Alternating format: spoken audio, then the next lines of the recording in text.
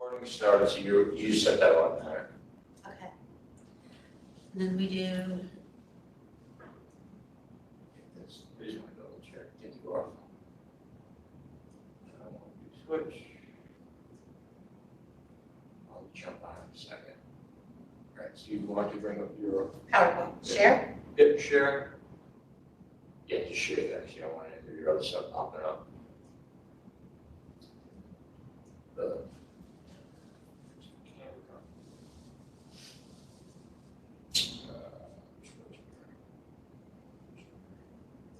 Perfect. Just leave it like that. Yeah, like maybe put it up in the upper right corner so that the slide isn't being impacted. I can get rid of that. No, I think it's fine. Can we just, I don't know how to move, you know what I mean? Can we do that up here somehow? This one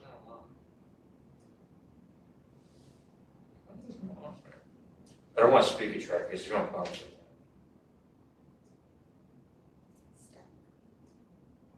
That's the overlay.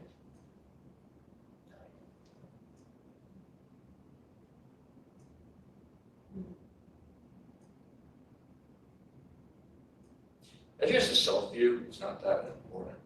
Okay, I was more worried about the framing. as long as the framing, and we can make sure somebody, now, I'm gonna do a little of this, and then how do I get into the WebEx? Then, just down here? Do you want to stop sharing?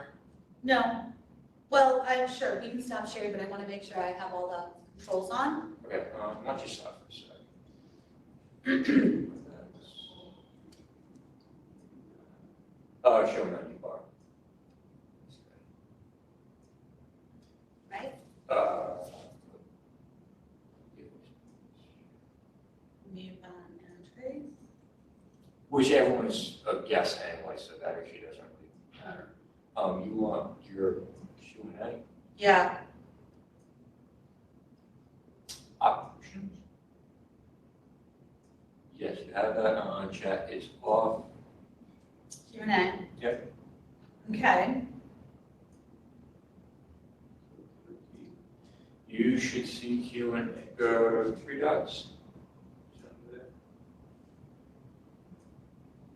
Oh, is that, weird question mark there. Yeah, it's Q&A. perfect. And I can also then see the participant list too, Let me jump you on. all. And then we're running, right? So we're technically on. I don't think you put on the practice room. We're not in a practice room. Yes, it will. So I'm gonna go down there and talk, and you're gonna tell me if you can see what you can see and stuff like that, right? Okay. This feels much easier this time. That's because we're not yelling at each other. Well, no, That's a normal routine. I know, so I hear someone's phone, I think that's probably mine. Oh, shit. Oh.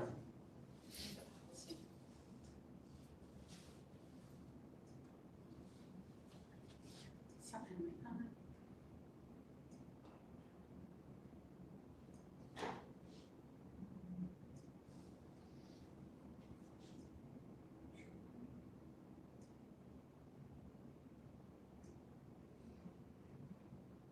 Yeah, I am muted. I'm gonna go downstairs and pretend, but I don't have, Mute. She's right. but you should turn off your mute. Yeah, because everything's proper. So I'm just a guest. And, Yep. okay, can I go down here and see if you can hear, well, I don't know how, go in the other room, John.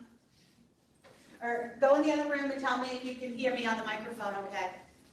You might have to turn it on. Yeah, well. If I can hear you right now.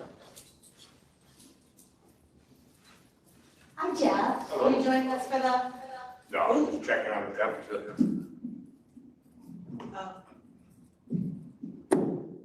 Good afternoon. John, can you hear me okay? Yeah? You hear her okay, yes? Good?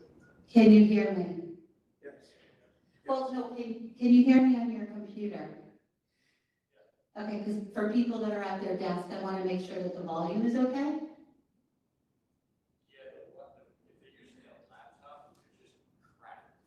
Yeah, I know, but at least this helps, right? Well, Brenda Lee told me it helped, so, go in by her. Oh, there we go. She doesn't have to be up right on the microphone, because that's awfully loud, isn't it? I can take that down. No, with the automatic, the sound. Like, what if if she's here, does it still pick it up? It does. Sounds about the same to me, in all honesty. Mike, can you go with him and go outside and check and see what you think about, close the door, so you can't hear the echo. And number 10, you're gonna tell me if it's good on the, good afternoon, everybody. Thank you for attending our first town hall of the fall semester. I am just doing a little warm up here to make sure that everybody can hear okay. And then Mike and John come back in and let me know. All good. All good. So they don't have to be right on top of it. They can be a little bit down. Yeah. Okay, good. Perfect. So Rosemary shall sit here. Rich shall sit here. I will be up there. Flipping the deck. We're good to go. Wow. Yep, and one of my guys has just joined, so he can hear you too. This is the first time I've worked out super well and easy. After how many years of doing these, John, we finally got it? I hate doing these. It's gonna change, I know, right? The pressure is, trust me, the pressure is intense. It's live, so careful what you say, Mr. Snow. No, just kidding. What's going on? Not much. Not much. I heard you got the curved wall in and Flanagan campus. Curved walls should be done. Looks good. We gotta work on the big wall. We'll get those chairs.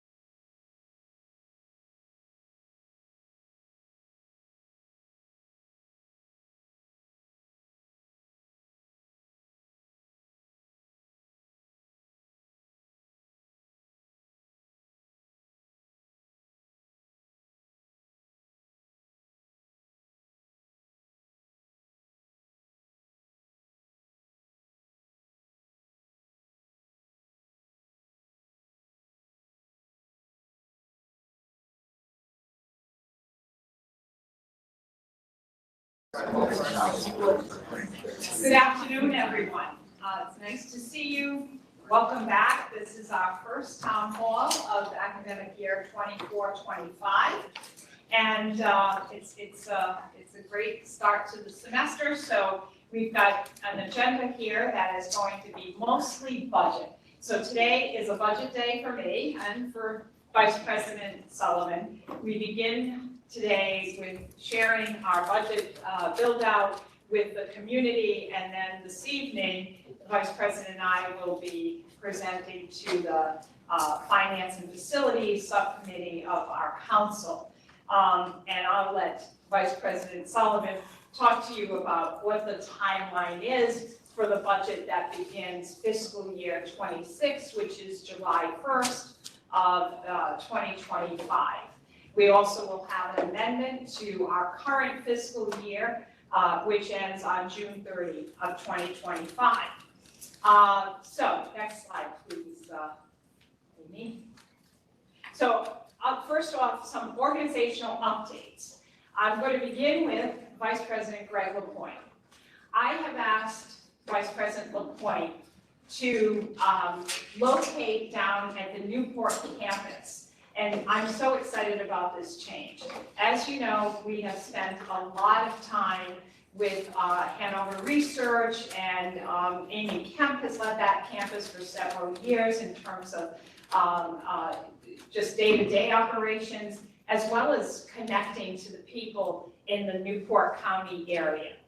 We are deeply committed to this campus. I want to say that loud and clear.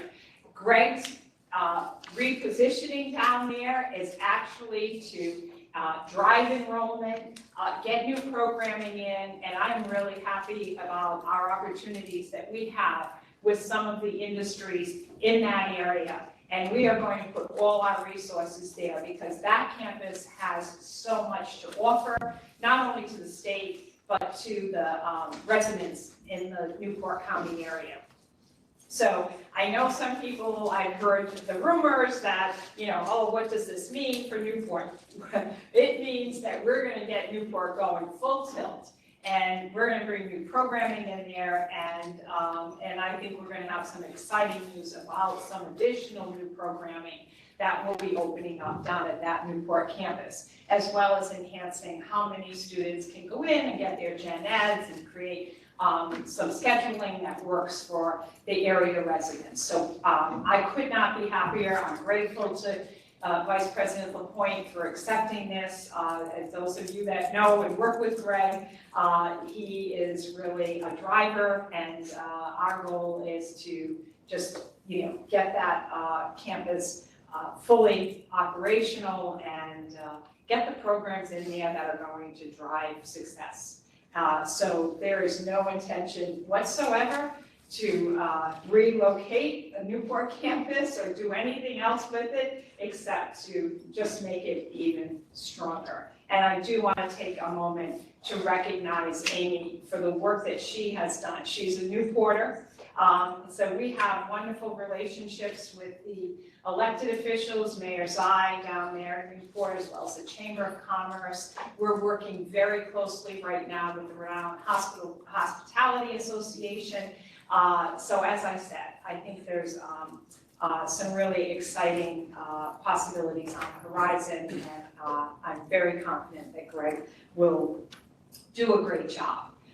The next update is Jenny Johnson to my left here. Jenny has agreed to go over as interim AVP for institutional advancement, and I could not be more excited.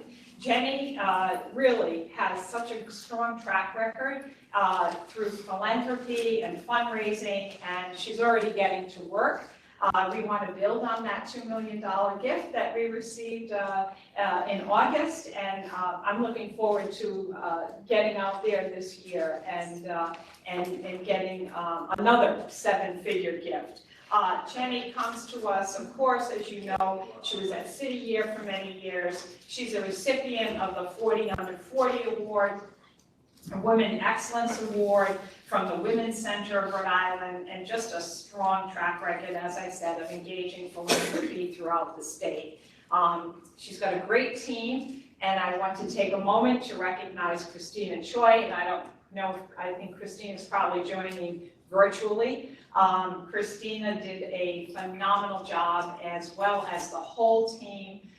If I start to name them, I know I'll leave someone out that I don't want to do, but Christina was reporting to me after Dr. Gondola left the institution, and it was Christina who really helped us secure that $2 million gift in July and then deposited in August, I believe it was. The $2 million, as you know, enabled us to start the Advantage program.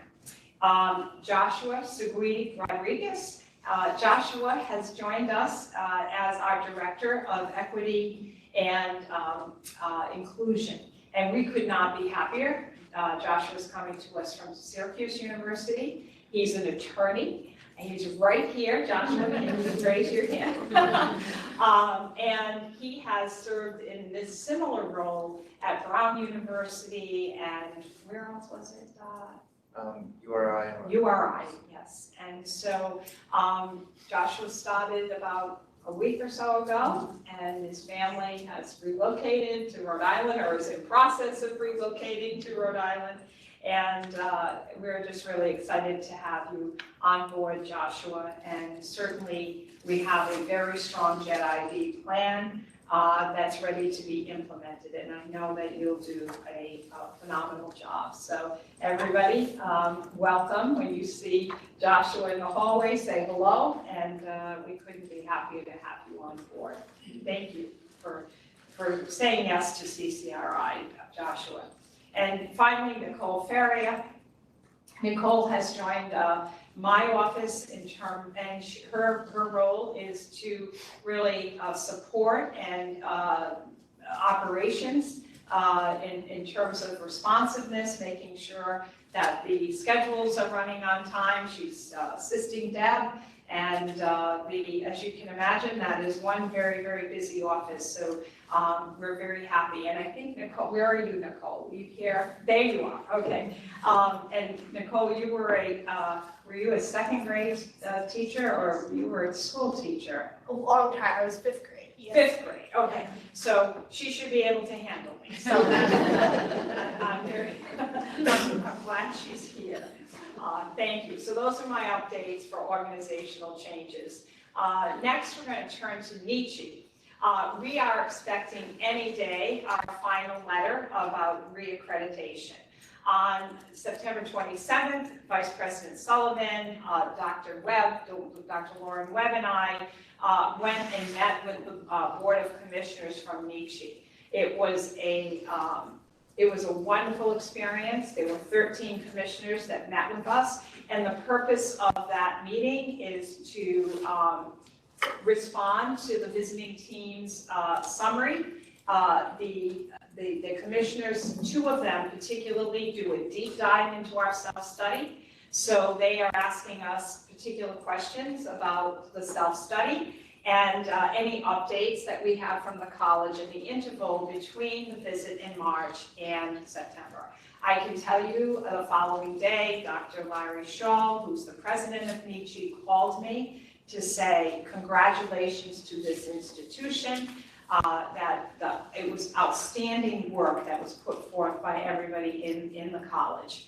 And he gave me permission to share this and said that we would be receiving a formal letter outlining their findings within 2 weeks. It is 3, so I keep having Deb check the mail room to ensure that, because I was hoping I could have that to share with you, but it should be arriving very shortly. And just last week, Nietzsche they're holding regional meetings, fall meetings, all around New England and into New York City. And they were at the College of the Holy Cross a few weeks ago, and they chose CCRI to come and hold their meeting. So if you walked by here last Wednesday, you saw a room full of college presidents and provosts, as well as the staff from Nietzsche. Right now, what Nietzsche is doing, every 10 years, they relook at their standards. So they're in the process now of considering the standards that are under, in print. There's 9 of them, so they're looking at the number of standards, what's covered within the standards, and they're doing this regional tour of New England and into New York to get feedback from member organizations on where they should be moving next with the standard, if any changes should occur. So he also wrote me a follow-up and thanking me for hosting the event last week, and he loves architecture, so he wrote a blog about us, and particularly noting the brutalist architecture design, which he absolutely adored. So it was quite nice to have somebody recognize the architectural design of this institution, and really enjoyed being here. So good news there. As soon as the letter arrives, I'll share it with the community, what he did say. And for those of you not familiar with the accreditation process, you get reaccredited for 10 years. There's all variations. You can be, a follow-up in 2 years. You could have a site visit in 2 years, just a reporting in 2 years. Everybody has to do a 5-year. That's a standard interim report from every institution, that you provide an interim report in 5 years. So what he said to me, and when we were reaccredited last for 10 years was in 2014, we did have to do a follow-up report in 2016. It was mostly surrounding assessment, and I think there was some ADA accommodations in terms of physical plant. Dave, you might remember that, railings and so forth. He did not anticipate any follow-up reports other than a 5-year. So I do want to take this opportunity to thank everybody, both in the room, listening, and around the college for the work that was put forward. I could not have been prouder to represent us on the 27th, and certainly throughout last year as we prepared for the visit. Thank you. I will provide the enrollment update so that we'll give plenty of time to Vice President Sullivan with the budget. Just as a framing point of view here, we set a target for enrollment for this year at 12,750. It was the same target that we set last year. We didn't meet it last year, and we most likely will not meet it this year. What we also look at, though, is did we increase over a year ago?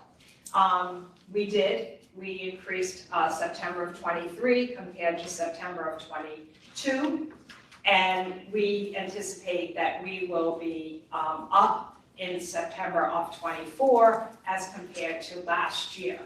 I believe that's reading 12,529. I feel like I'm at my eye doctor. Is that good? The glasses are working.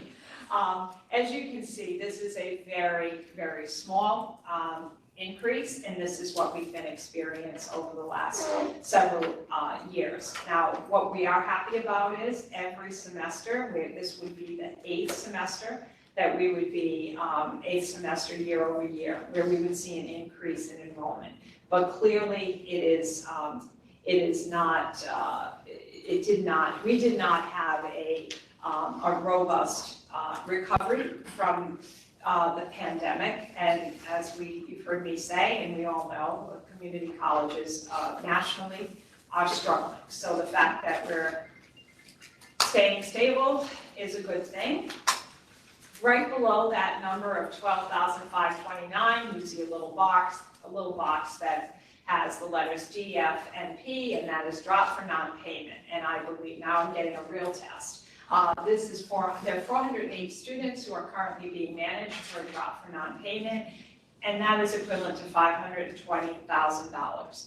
I just want to put in context that in August, the financial aid team and the advisors and all the student affairs staff, they were managing a $10 million drop for non-payment amount. So this is work that goes on 7 days a week, multiple hours a day, and most of these involve individual attention. So right now, the team is working on the 408. The majority of those are scheduled to start for the second 7-week term.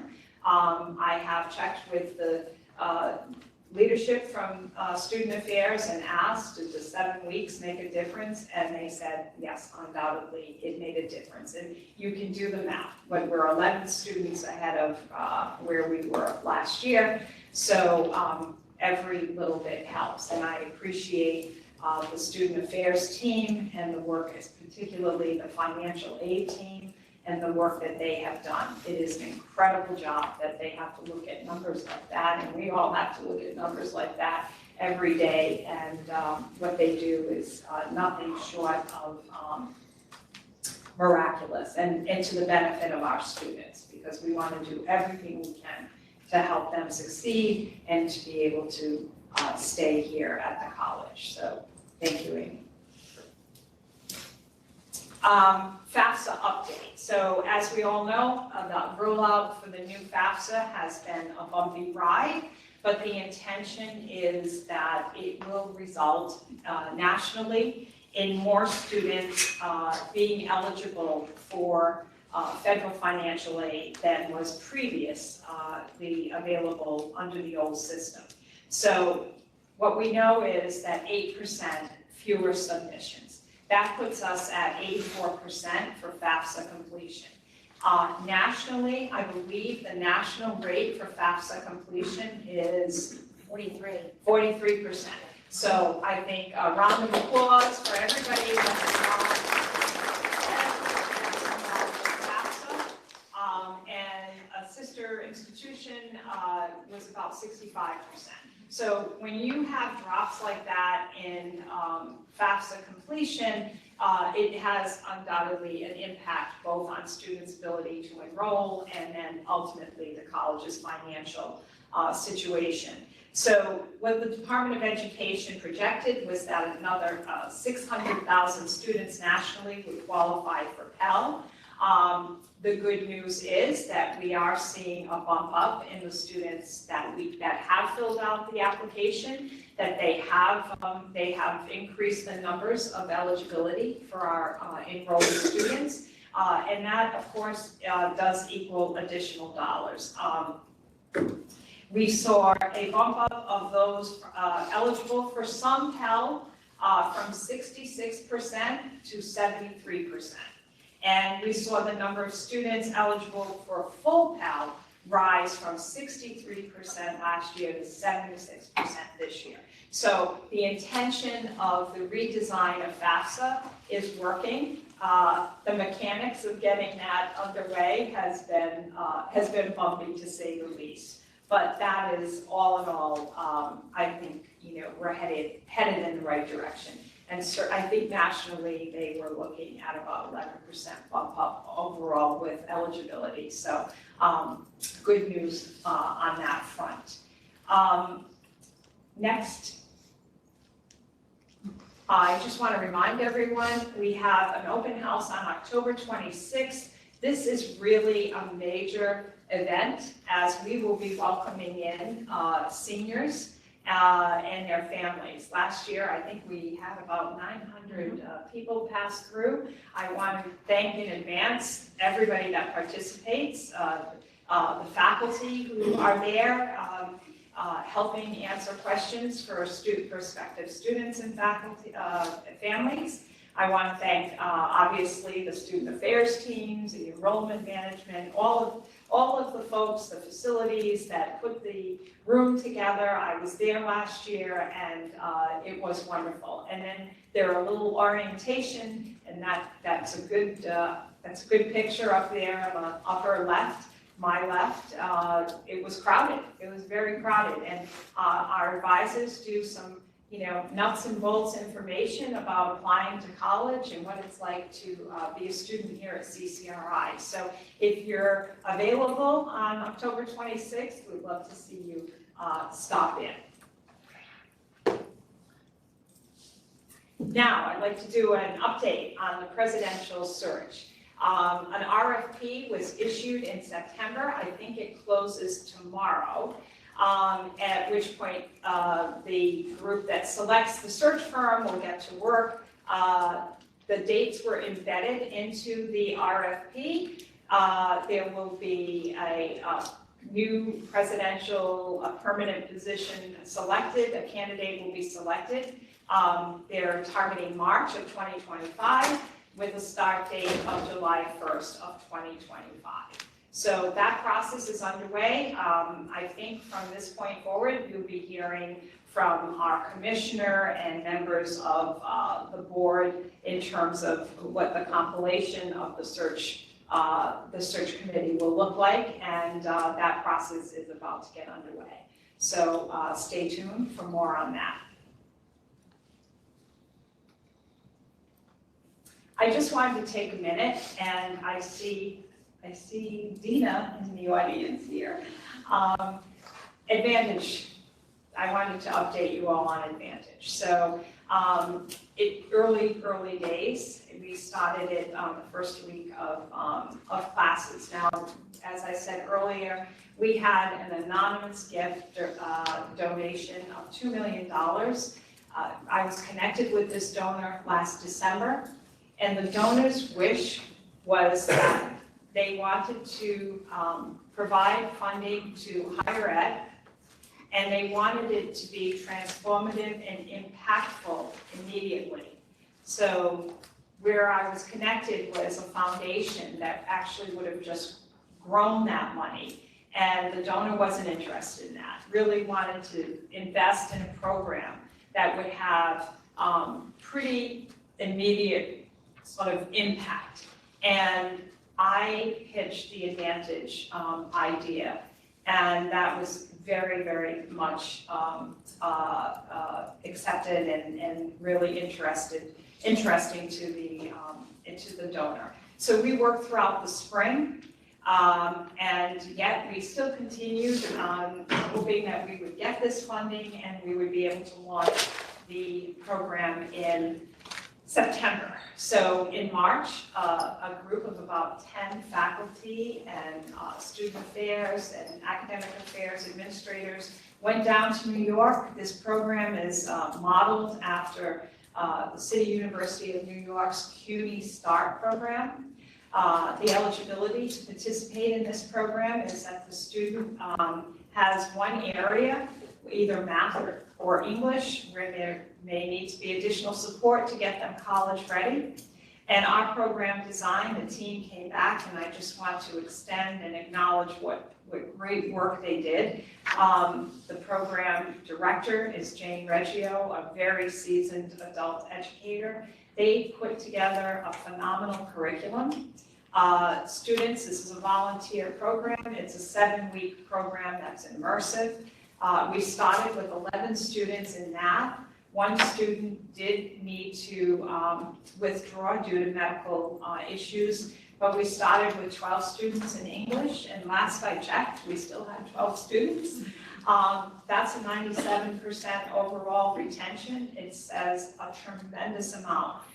First of all, the students are incredible. They are pioneers. They're really helping us understand what works, what doesn't work, and they're coming to class every day because of the faculty and the supports that are being afforded to them.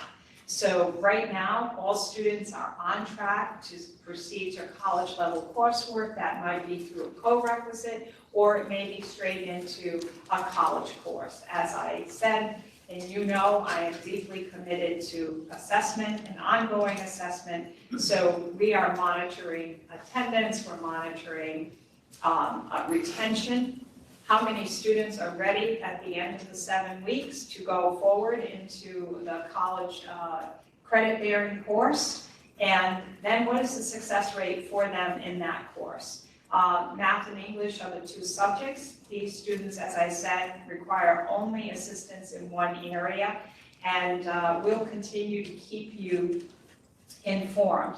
What I can tell you is I got a beautiful message one day from the faculty, and it was several photos of little Post-it notes from the students. And they were asked after about the second week, what their feelings were about this program. And I put this one up, but there were so many. But one was, I feel very safe and I want to come to class. I've heard from faculty who are also working with this cohort about just the cohesiveness of the students and the embedded tutoring, how that's really assisting. So I've had very, very positive feedback, and I look forward to, the early days of this program. Our goal was to enroll 25, but we really didn't know whether we were going to be able to afford it until August. So we wound up with about half of the intended cohort, but we will be aiming for a total of 25 students in the spring, and we'll repeat this. So again, my thanks to the students, to the faculty, and the staff that are supporting them. As you've heard me say before, I believe that developmental education, we can do better. We really can do better, and I'm very deeply committed to this during my time here. So thank you very much to everybody that's involved with the program. Now, I will conclude my remarks with some things that are coming up. So next Monday, you will receive, faculty and staff will receive what we call a climate survey. This has been put together with the assistance of Hanover Research that does this for many colleges across the country. The last one we did, I believe, was in 2018. This is an anonymous survey. I think you got a message from me yesterday, and we encourage you to, take it seriously and provide your feedback. Another event coming up is the inaugural First Generation Family Night. There is a First Generation Student Day, and this year we're adding a First Generation Family Night at the Flanagan campus. And as some of you may have noticed, we actually have some coordinators around our campuses across the state, student engagement coordinators. I've met a couple of them, they're phenomenal. And this event will be held at the Flanagan campus for students and their families on November 7th, 5 to 7 p.m. November has traditionally been a month of giving, but this year it's going to be months of giving. So we are going to be participating in the Toys for Tots campaign across all campuses, November and December. We will be having a food drive, all campuses, and I think that is for Thanksgiving. Is that correct? Personal care items drive, that will be happening in December. Yeah.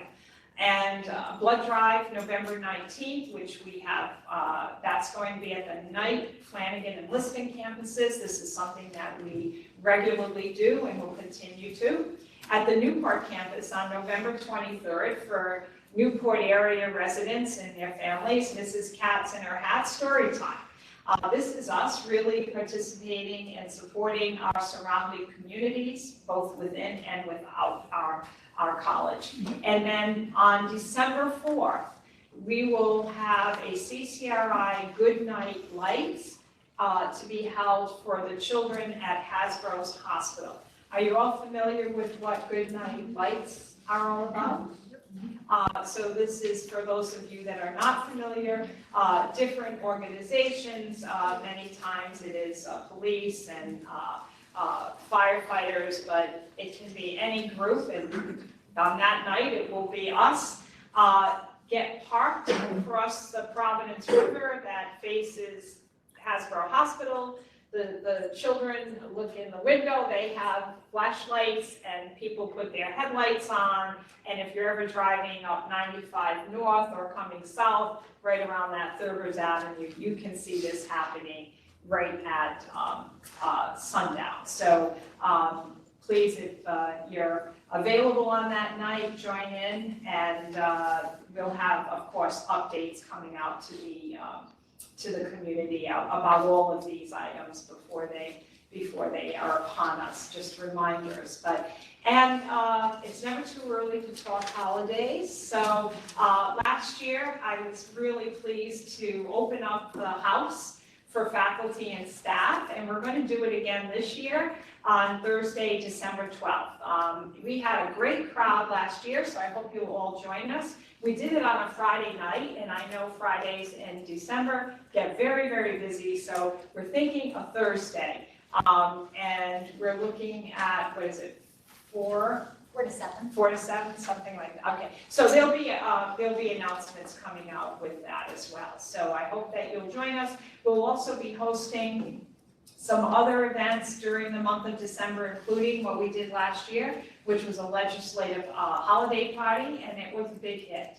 And then finally, last Thursday night, we had a beautiful event. The Great Hall never looked so wonderful. So Michael Arquetto and team, there you are, Michael, and the foundation team, it was phenomenal. It looked gorgeous. We inducted 3 alumni into the Society of Knights, and that's our Distinguished Alumni Award. And we had 6 squires, and these are all 9 are leaders within their fields.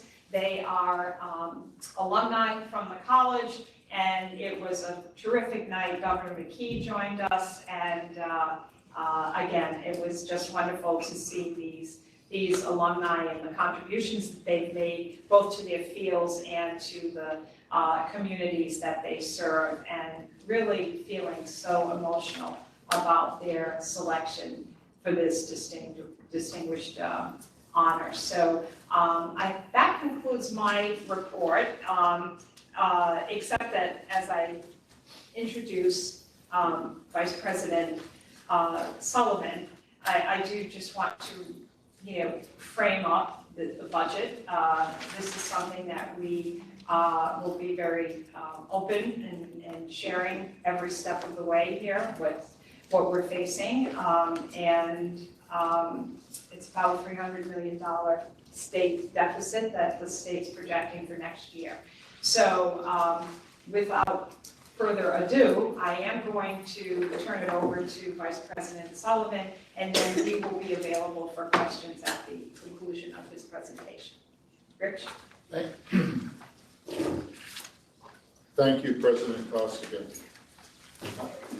Before I begin, I would like to thank Anne Marie McMahon, our Director of Budget and Financial Planning, for leading the process for the last several months on this. Actually, it never ends. So it's a continuous process, just like process improvement budgeting is a continuous process.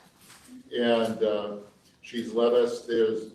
But I also want to thank the many people throughout the institution who participated in this process. And what we're going to be reviewing is a culmination of everybody's work. Now, a lot of decisions had to be made, but a lot of input in making those decisions. As President Costigan indicated, there are multiple budgets that we're going to be reviewing. The 3 of them in particular. We have the fiscal 25 revised budget. That's after it gets enacted, after we start the year, we identify things that we believe the state should have provided to us as part of our state appropriation. We're going to be asking for a supplemental appropriation. So we'll take a look at the revised fiscal 25 budget. We'll take a look at the current service level budget for fiscal 26. And that budget is essentially the budget to continue operating the college without any new initiatives or new programs. And then the third form of budget we'll look at is again fiscal 26, but this is now the constrained budget. By constrained budget, I'm referring to the state's process of saying, okay, you've done the current service level. Now we want you to do a version where you reduce the state appropriation by X%. X in recent years has been 5%. This year, they're saying make that 7.5%. And they're also emphasizing and be ready to implement it. Meaning it's not just an academic exercise, it's an exercise that we may ask you to implement partially, fully, we don't know. And historically, there's been a fourth. We're going to discuss three. There's been a fourth budget we would be discussing now, and that's the unconstrained budget. That's the aspirational budget. If you had additional funds for specific programs that further your mission, further the state's goals for prosperity by by 2030, Learn 365, that please bring these forward. Last year we brought forward the Advantage plan. They didn't fund any of that initiative for us. We brought forward dual enrollment plan. They didn't fund that either. So one of the big things that happened this year, as our president was indicating, was the $2 million gift from an anonymous donor for the Advantage program. That was huge. So that was the college responding to a lack of fiscal support being provided for a critical program that the college was able to, with help from folks in the foundation, institutional advancement, and others, was able to secure that gift for that very important program. This year, they're saying no unconstrained budget. We don't want to even entertain anything. If you want a new program, cut something else and fund it yourself. Those are pretty much the words that they were giving us. So we'll look at those three budgets. But before we get there, I'd like to review some key underlying assumptions across all of this. In any budget for an institution this size, there are many, many assumptions, placeholders that you have to make in order to put a budget together, at a point in time for the future. But here are four, very important ones. One is the supplemental request we're going to be asking for fiscal 25, it's going to be $650,000. For fiscal 26, we're asking for another $2.1 million over what they said our target should be. More details on both of those will come shortly. So one is state appropriations. Second is position flow. We use that term here to refer to open positions. How we budget initially for all positions to be full. But in any institution, you're going to have vacancies due to turnover and other reasons. Here, we've been now for a couple of years with Anne-Marie leading the process, quantifying that. Previously, we would budget personnel expenses at the net level, but we needed visibility. What are we at fully staffed? What is open? And what is the net personnel expenses? So we need to manage that. What you're going to see in fiscal 25 and 26 is position float of $10 million each year. Again, we're going to talk a little more about that when we get to those. And I'll discuss where we were in fiscal 24 compared to where we need to be in fiscal 25 and 26. The third item, because it's such a significant item, is responding to our shift in modality of teaching, where a lot of our teaching, and I'll give you some specifics in a minute, has moved from face-to-face or hybrid to fully online. And that process has lowered the average class size from what it would otherwise be if it was face-to-face. So the impact of that is about $1.9 million a year.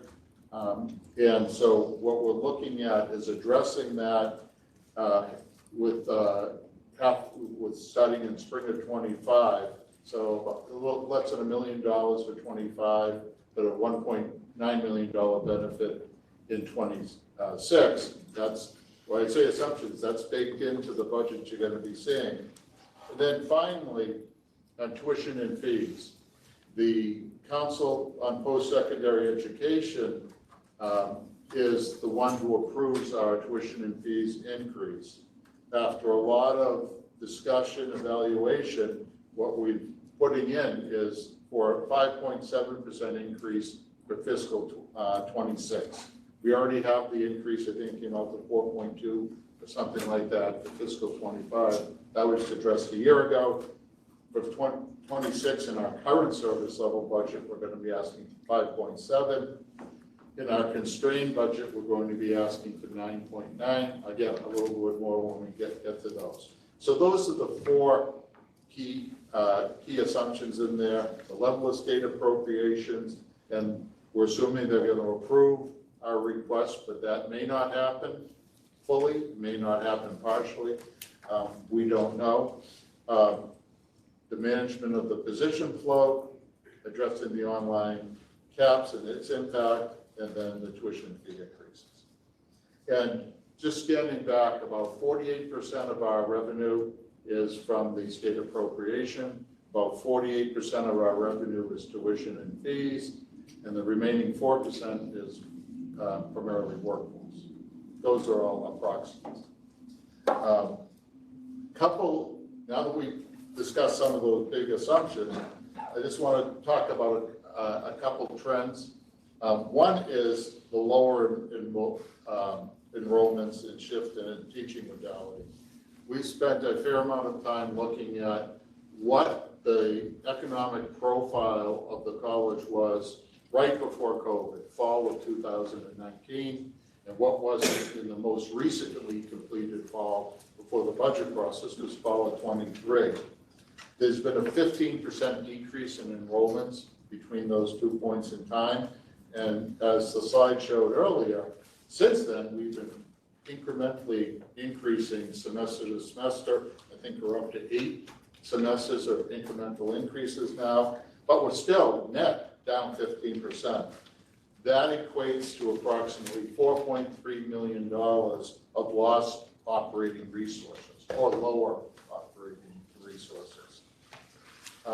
The shift in teaching, there's been a 154% increase in online seats and a decrease of 37% on face-to-face or hybrid seats. So a big shift there, and that's why we're discussing that.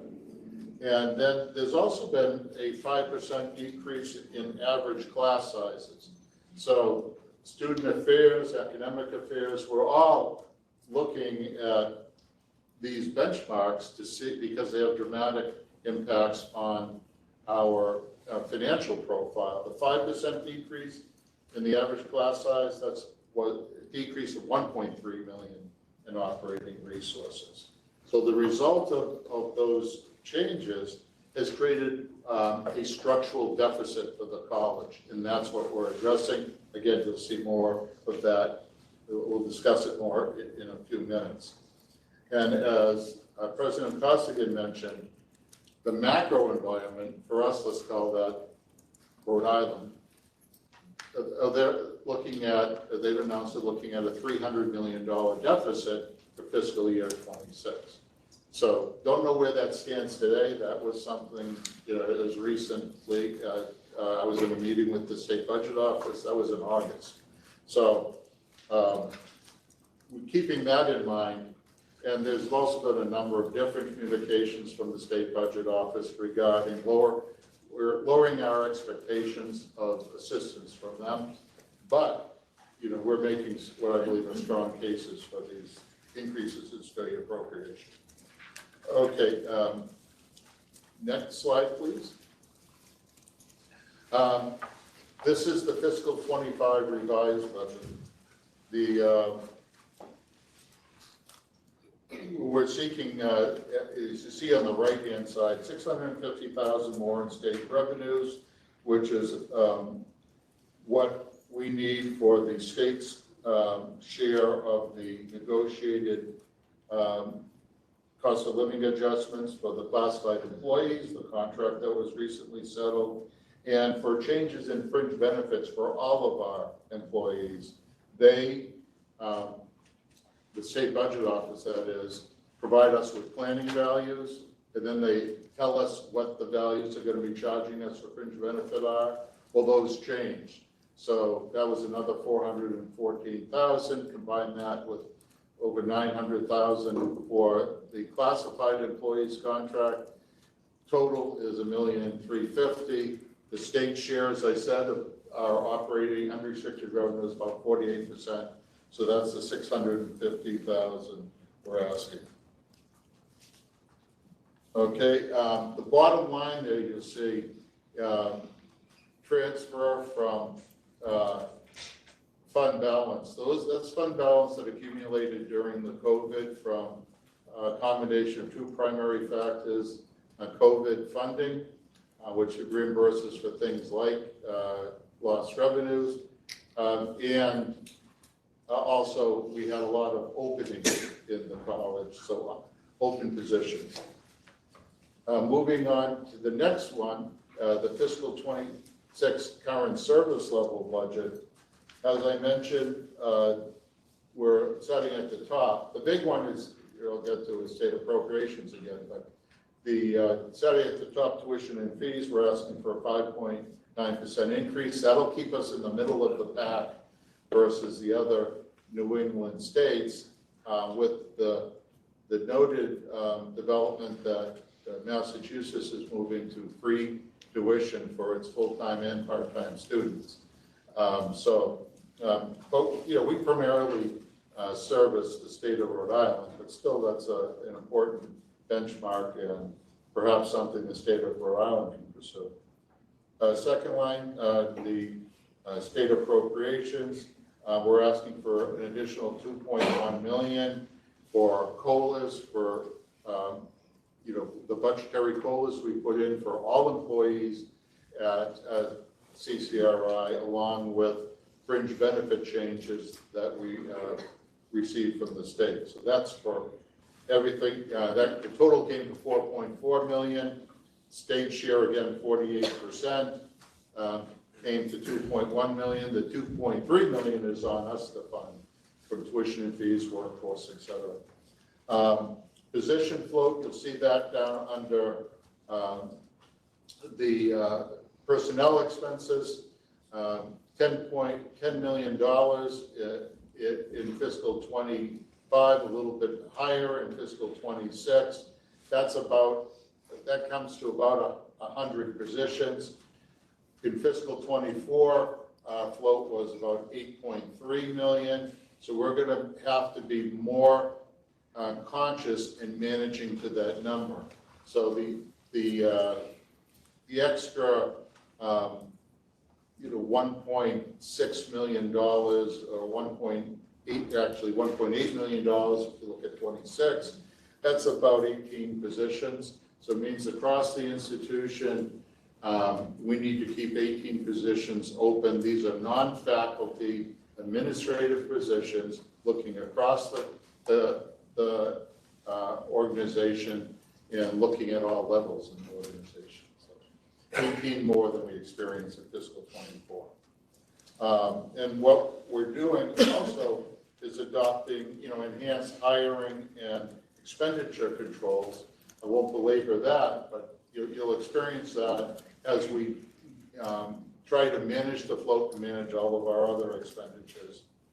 And looking at the bottom line, you can see the $3.7 million in fiscal 25, $3.6 million in fiscal 26. This is the accumulated use of the accumulated fund balance, but we can't keep this. We need to work on right-sizing the college, right-sizing our revenue, our expenses to the revenue, but we have plans in terms of enhancing revenue. Newport, President Costigan spoke about, but there are multiple plans in workforce and various with some of our academic programs as well. But again, I won't dive into the details there, but it's not just a spending issue, it's not just a revenue issue, it's maximizing revenues while controlling this spending to the revenue, the resources the revenue is producing. If we go to the next slide, this is the constrained budget. This is where they say, cut the state appropriations by 7.5%. That would come to 4.8 million. So if we go to the next slide, you'll see some detail. Well, how are we going to do that $4.8 million? Amy, can you move to the next slide, please? Okay, there's the $4.8 million. You'll see at the first bright green row up there. Increasing tuition from 5.9% to 9.9% will provide us with about another $1.9 million in resources. That's net of institutional aid and net of bad debts, or uncollectible student accounts. And that was as high as we felt we could reasonably go without impacting enrollments. But even that could potentially impact enrollments for our self-paced students. Reduction in operating expenses. This is by no means a final list. This, we looked throughout the budget of where there was potential. We're still looking at electronic positions, but we've identified 30,000 there. Advertising and printing. That's a tough one because while we do have a large budget, budget is used to generate revenue. So how much can you cut it and generate the revenue you're relying on? But we targeted 230,000 there if we had to do it. Reduce professional development. This is a really painful one, a 50% reduction. So if push comes to shove and we're having to cut to the max, that's something we're going to need to take a look at. Institutional aid, same thing, very painful. And then the last line is, equity adjustments. Those come in the form of desk audits, come in the form of turnover in positions where somebody leaves, you go to try to hire somebody, you can't get anybody at that level of compensation, you need to hire somebody higher. We provide $500,000 a year in the budget for institutions this size to address those. We're saying we're going to have to really hold the line there as best we can. And so those are what we came up with. And the balance needs to come from position control. So that would approximately be another 13 to 15 positions if we were forced to. Very painful. So the exercise in the past with a constrained budget has been one where we go through all of this, to be honest, not in as much detail, but we go through it. When President Costigan and I were meeting with the governor 6 or 9 months ago, he was saying he didn't think we should be having to go through this process. All the state budget office says we do, and we got to tell them to be prepared to implement some or all of this. So we don't want to do these things. That's not in our current service level budget. These are some of the potential things we may need to do, or some mix of things we may need to do. And lastly, we don't have a slide on this. I just want to outline where do we go from here with the budget process. President Costigan and I are, as she mentioned, a meeting with the Council on Post-Secondary Education, Finance and Facilities Committee tonight to present what you got a preview today. They'll be seeing tonight for approval. Then a week from now, it goes to the full council for approval. Then we go into meetings with the Office of Management and Budget and the Governor's Office to explain our budgets. There'll be legislative meetings. January 16th, if we want to mark your calendars, the Governor's recommended budget comes out. And then we have legislative hearings we go to present our asks, our requests.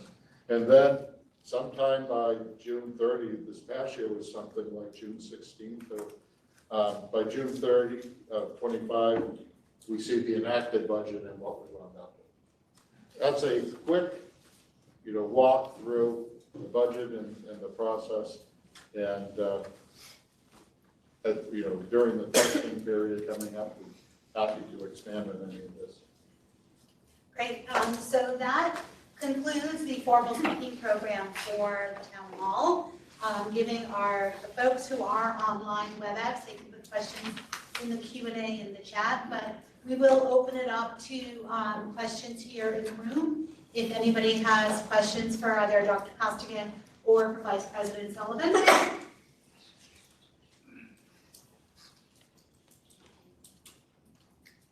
No questions? A lot of math. I brought a calculator if anybody needs it. Let me see. So there is a question here in our chat, and it's a non-financial question. And I'm actually going to direct it, I believe, to Dave Snow, who is in the room.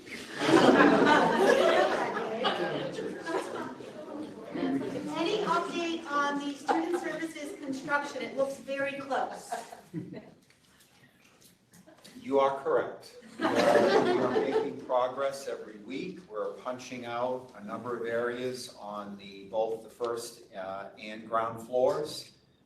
We are still looking at occupying the space by June of 2025.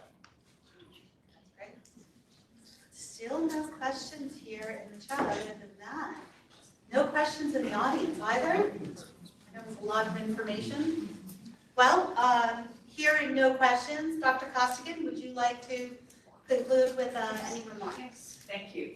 I would also like to just add to what Vice President Sullivan talked about with, when we looked at our state appropriation dollar amount, it was $63 million. That is on the slide. That is what we have assessed as what we need to run the college next year as we would be running it today. The planning values, and a lot of this is probably, not familiar language to you all, but I think it's around July that we received, August, we'll receive some planning values from the Office of Management and Budget. And those are sort of placeholders to say, this is what we anticipate our insurances to be. This is what we anticipate salaries. So we get some guidance from the state. The planning values that we received in late July, August, they don't add up to 63 million. They're adding up to similar to what they are today, $61.8 million. So what we did with the 7.5% reduction, we have applied that 7.5% from the 63 million that we absolutely need to run this organization over the next year, rather than, we did not take it off the 61.8 that they provided us in planning values, because that then becomes almost an 11% cut. So my job over the next 8 months is, particularly over the next 7 months, is to, meet with the governor, meet with our council members, and then up to the State House. And Amy and I lived there pretty much between January and April, and meet with different leaders of the Finance Committee, the Education Committee, and advocate. I will say last year we were successful in getting some restoration of funds, and I think that was the first time in recent history that we were able to do that. So I assure you that I will be up there advocating on behalf of the college, and I may be asking some of you at times to join me in putting forward what our needs are. This is tough, and as Rich said, when we met with the governor, I think it was April, he said, I don't think we should have the agencies go through a constrained budget exercise, and this is how things can change in a matter of months. And that's exactly what happened. So what we were talking about in April was a different story when we got to July. But our job is we're meeting every other week. It may take a little bit longer with some of your RF1s while we, assess them and make sure that our budget is staying at that 10 million float. But please know that our commitment is, safety, quality, and just keeping us at the highest functioning capacity that we have. So this is always a tough time of year, but I deeply appreciate you taking time out of your day to join me. We will have another town hall in December, I think it is, and I'll be able to give you an update, a progress report on that, and then we'll have an enrollment update with Vice President LaPointe joining us as well. So thank you, everybody. It's good to see you back, and drop me a line if you've got any suggestions. Thanks so much. Oh, one more thing. Okay.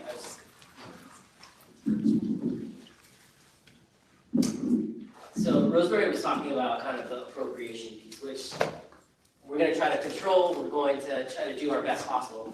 The other half of that is we actually control it. It is enrollment, it is in retention. So that is something that we collectively can, there are a lot of things. Average class size has decreased significantly. There are things that we can do internally to do our best, put our best foot forward there. Just like the drop for non-payment, we have an incremental increase right now compared to last year, which is a great thing. I think the enrollment report today actually says it's even a little higher, so advising and admissions keep crushing it. But what's going to happen is you notice we still have $500,000 on the drop for non-payment, and that will not go to zero. So that will not be zero when we do the drop for non-payment. It will get much smaller. I'm very confident, but that's 408 students that will not be here, will be lost. We take it off that enrollment report and all the tuition and fees with that. So I think I'm very optimistic that we can control our own, we can hold our own in terms of enrollment, but that's that other 50% which we do collectively as an institution can own with, we obviously talked about a lot of the constraints, but that's the other reality of this to make our financial position a little bit brighter. So again, thank you. And I know between faculty, chairs, the schedule and what we're doing in student affairs, all that matters. Any little incremental change that we can make between now and particularly October 31st is when the start of classes happen for 7 weeks, will make a meaningful impact on the financial position for 25, and then consequently, it's a snowball effect to 26. That $500,000, we don't want to add $500,000 or more to what we already, I'm having trouble following all the millions of dollars that we're trying to manage right now, but we don't want another $500,000 to be attached to that. So hopefully that's kind of helpful, and I'm super optimistic where we'll be, but that's the other piece. Thank you, Greg. Thank you. Well, thank you, everyone. Have a great rest of the day, and look forward to seeing you over the coming weeks. Thanks so much.